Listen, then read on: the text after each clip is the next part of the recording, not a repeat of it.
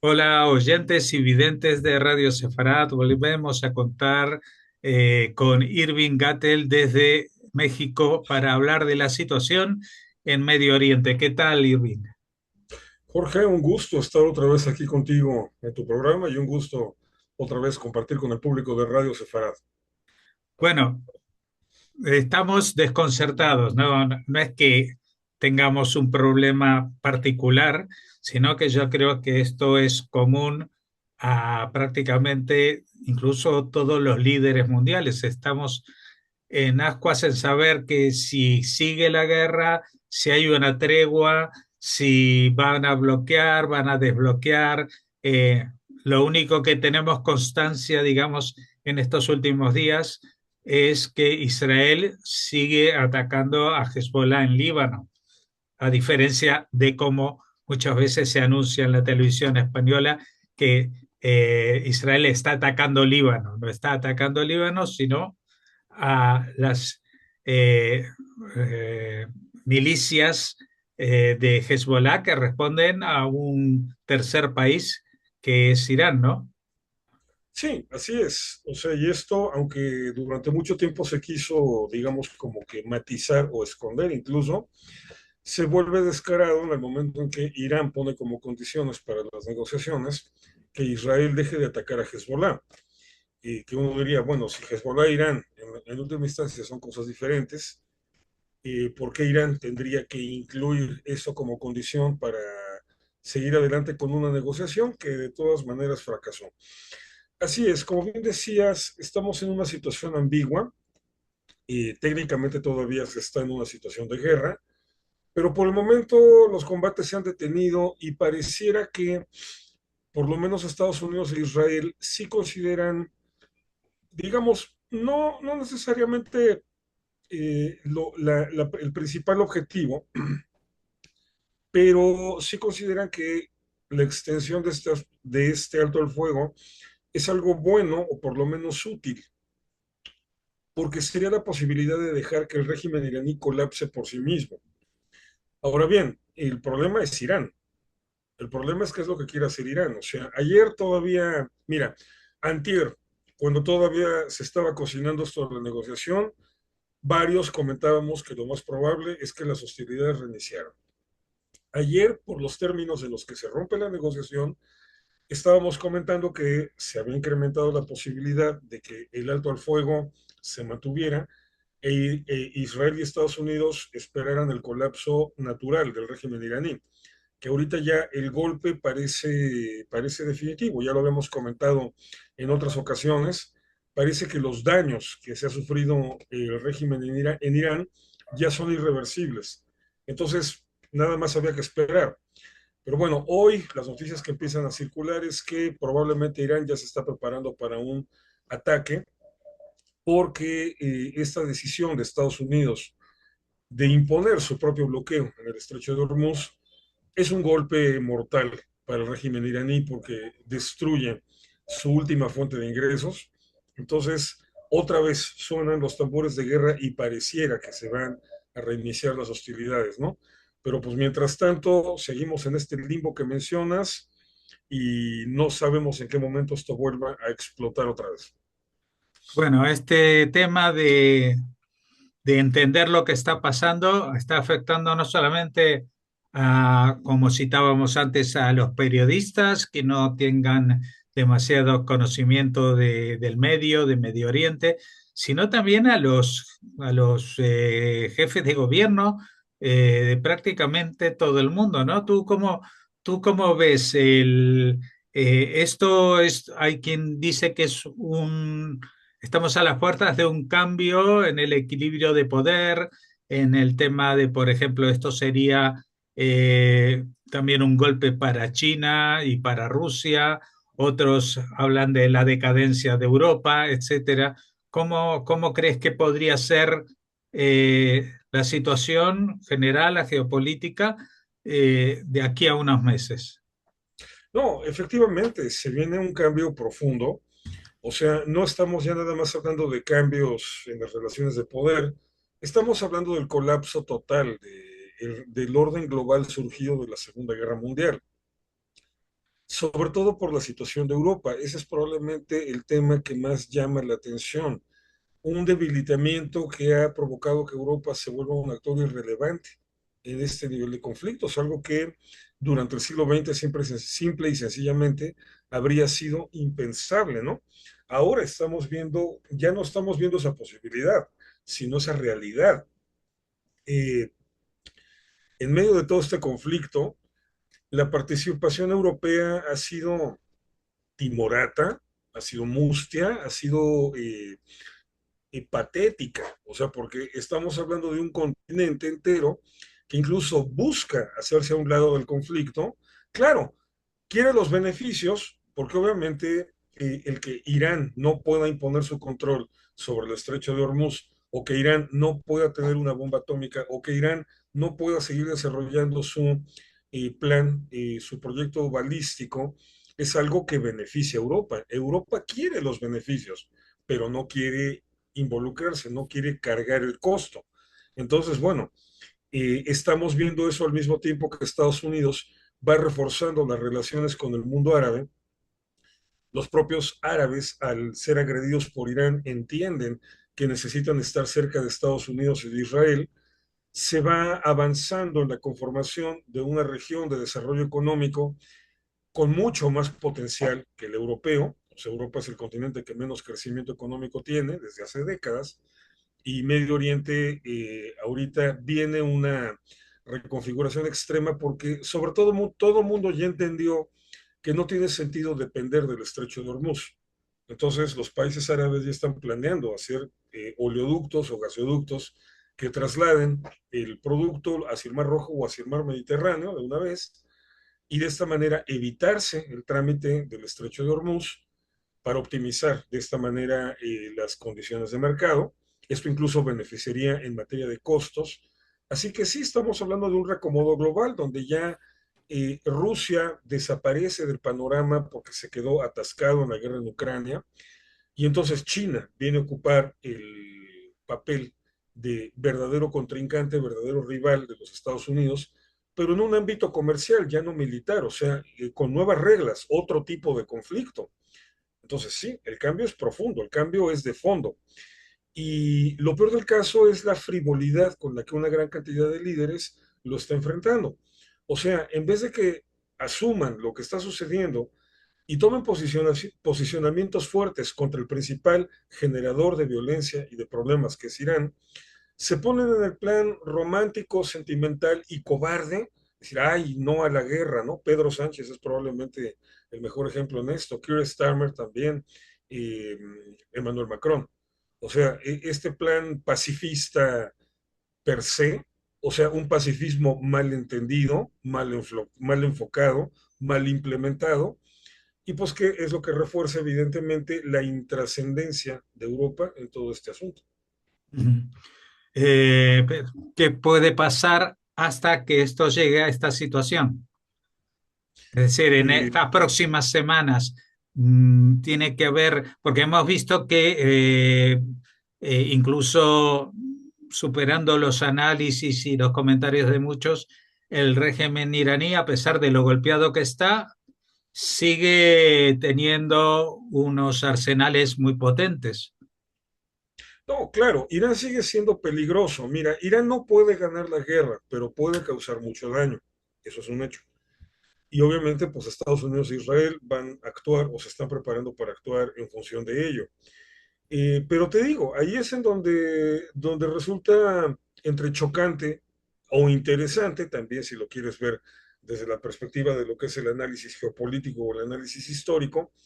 Es interesante ver esta postura europea pues, abyecta, porque no hay otra manera de definirla, porque es una Europa que se ha doblado ante Irán por miedo. Al final de cuentas, es miedo a perder el voto de las poblaciones musulmanes, es un miedo muy latente, sobre todo en la izquierda, que no quiere perder el poder, no quiere soltar el poder, desde la visión de que ellos son los elegidos por la historia para traer justicia y toda esta falsa superioridad moral sobre la cual se ha construido la izquierda, por un lado, y por otra, que muchos de ellos traen a cuestas fuertes escándalos de corrupción, como Pedro Sánchez. Pedro Sánchez no puede darse el lujo de perder el poder, significaría la cárcel para él, o sea, por todo lo que está arrastrando en materia de corrupción, de juicios, o sea, todo lo que involucra a su gente más cercana, tanto de colaboradores como familiares.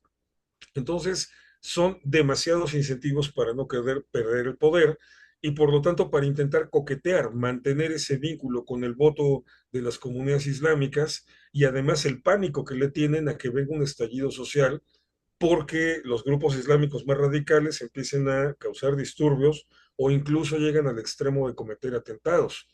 Entonces están utilizando la estrategia de Chamberlain antes de la Segunda Guerra Mundial, o sea, ponerse en el plan de vamos a concederle a Irán las cosas para que ya se calme. Esa fue la política de Barack Obama en 2015 cuando se hizo el tratado nuclear original. Y pues no, como Churchill dijo, ¿no? Si las opciones son ir a la guerra o sufrir una humillación, la deshonra, y decides no ir a la guerra, vas a sufrir la humillación y luego vas a tener que ir a la guerra, que fue lo que pasó en la Segunda Guerra Mundial y es lo que está pasando ahorita, ¿no? Entonces, lamentablemente, pues la expectativa es esa. O sea, este tipo de problemas no se solucionan haciéndote de la vista gorda, se solucionan enfrentándolos. Europa no los quiere enfrentar. Ujú. Ahora hay una cuestión que tiene que ver con las presiones internas de cada uno de los líderes en sus propios países.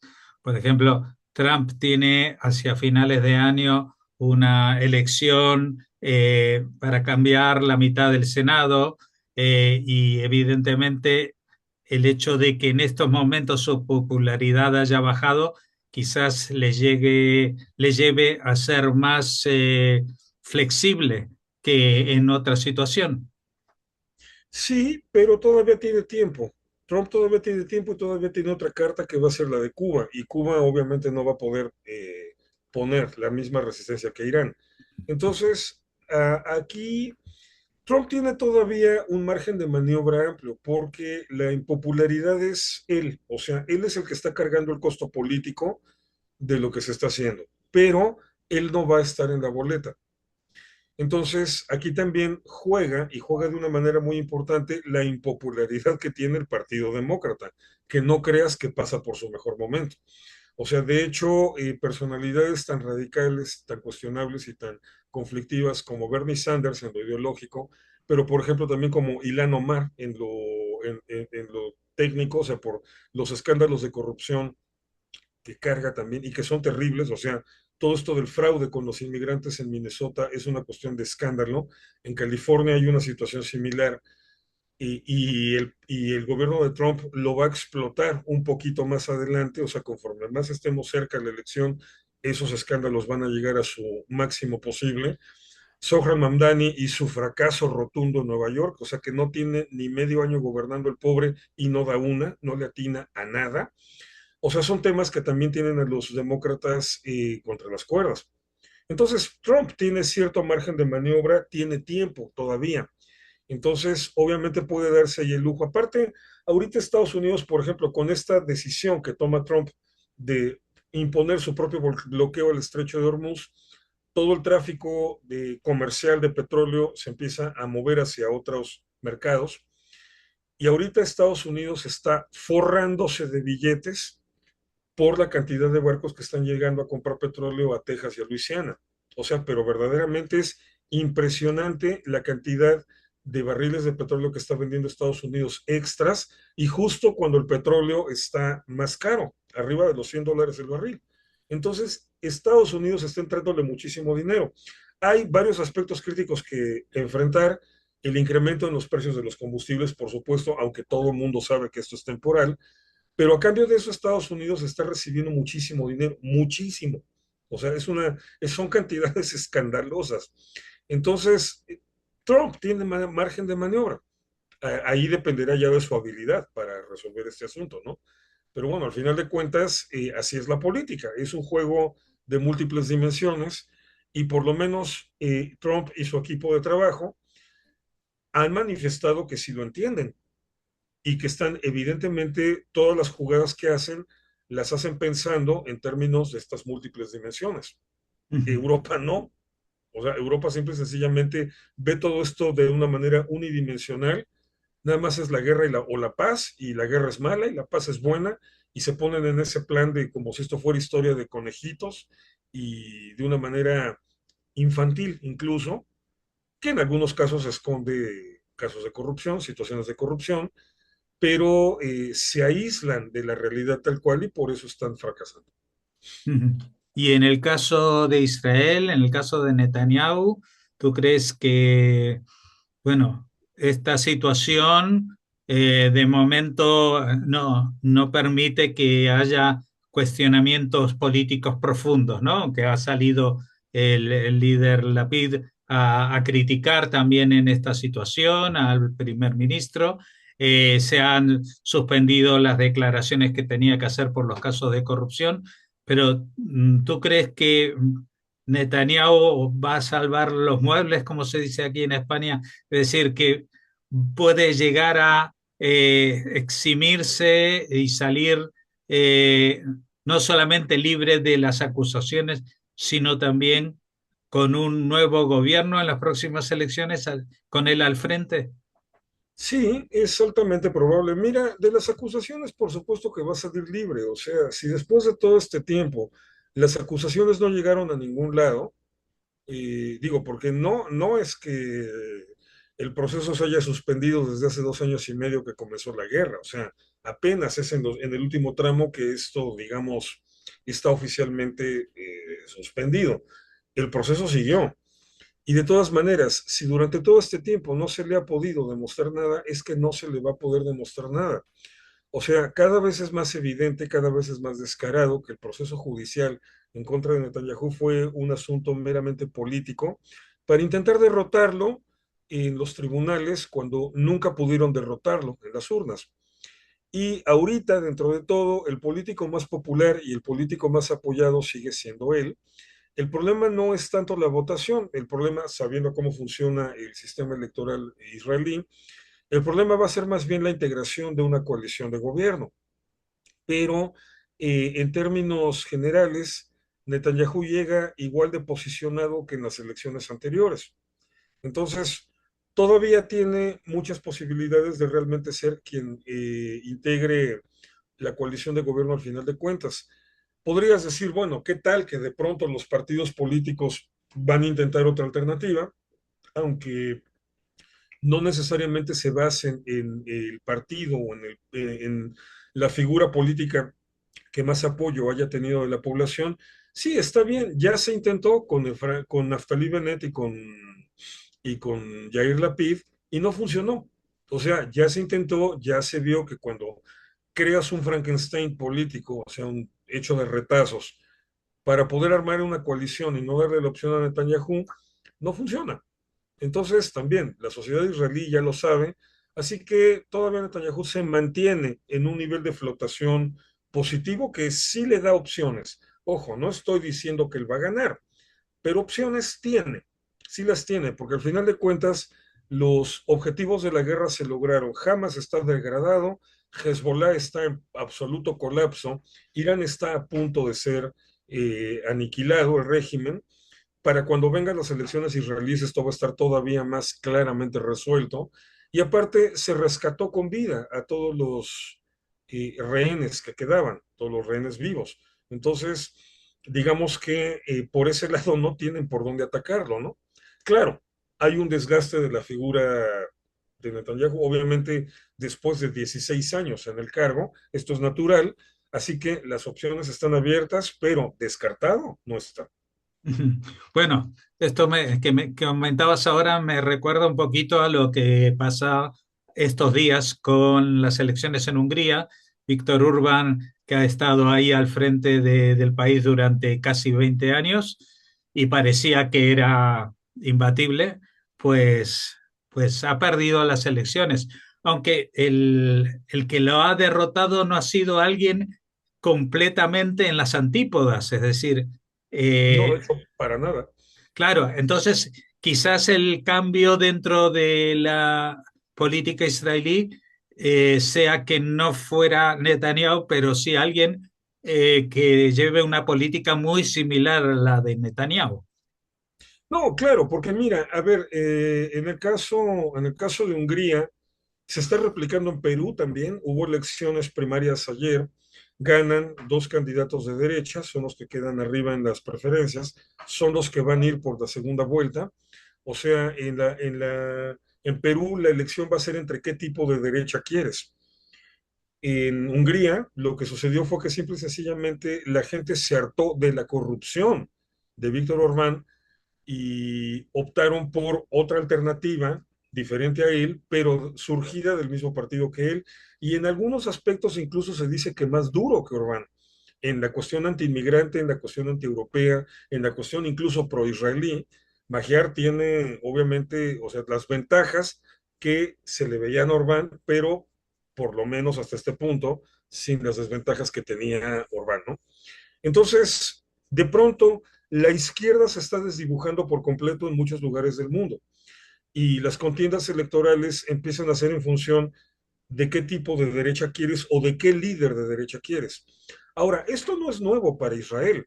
O sea, en realidad, desde esta crisis que empieza aquí en 2021 y que va a generar 2 años, cuatro elecciones en 2 años, en realidad nunca fue un conflicto ya de izquierda contra derecha. Al contrario, elección con elección íbamos viendo el desgaste del Partido Laborista, de Abodá y de Meretz, que terminan por tener que fusionarse porque de otra manera, bueno, Meretz en un punto ni siquiera consigue escaños en la Knesset.